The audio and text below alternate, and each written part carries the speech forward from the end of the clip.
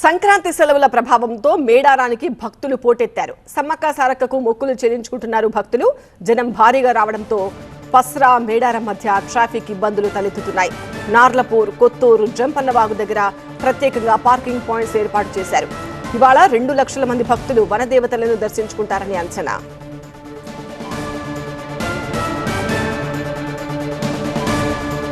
మధ్యాహ్నం గద్దెల దగ్గరకు ఉప ముఖ్యమంత్రి బట్టి సహా 5 మంత్రులు చేరుకుంటారు. మాస్టర్ ప్లాన్ అభివృద్ధి పనులను పరిశీలిస్తారు.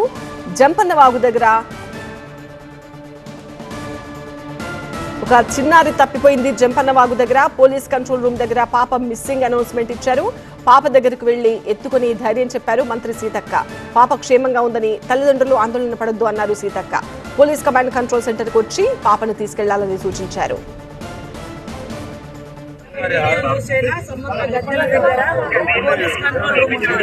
అక్కడికి వచ్చి పాపను తీసుకెళ్లాలని